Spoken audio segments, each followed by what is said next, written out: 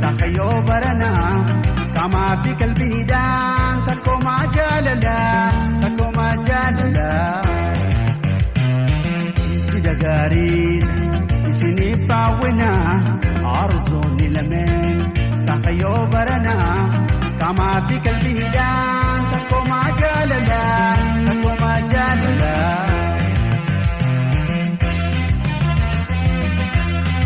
Sirbi Guyyaan arraantanaa kan eega turtanii utuba jiruudhaan waliin bohaartanii ilbuu jaalalaatiis har'a nuuf seentanii Issinif gammannee milkaawa waliini anaa fi aniini eebbisi fiini muraasa guddaani milkaawa waliini.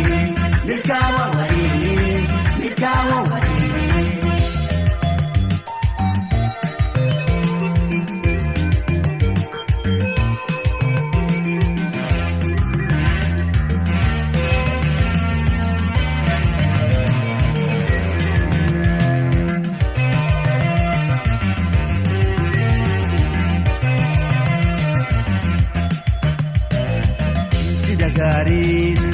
Issinif Haawwina arzoonni lameen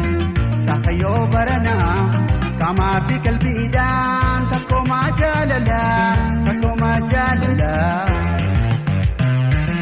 Cidhaa gaarii Issinif Haawwina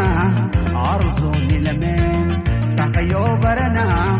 kama fi kalbiidhaan takkuma jaalala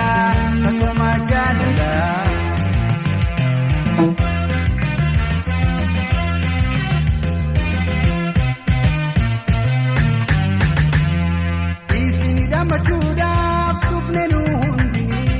dardaraa shamarran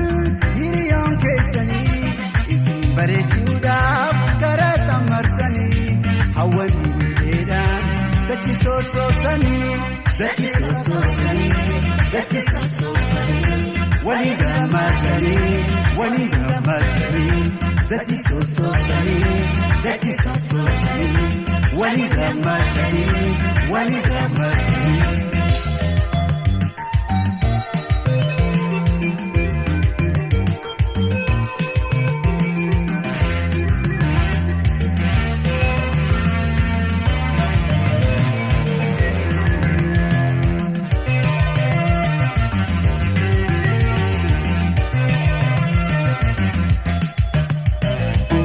Cidhaa gaarii Issinif Haawwina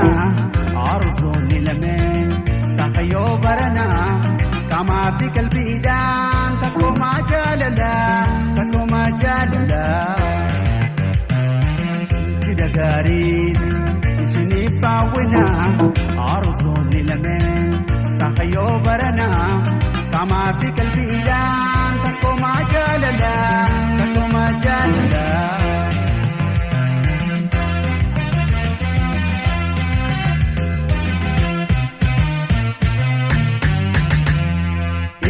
Ijoollee kejelee akkaadaa jaalala gammachuun kabajaadhaan bulaa wal marii qabaadaa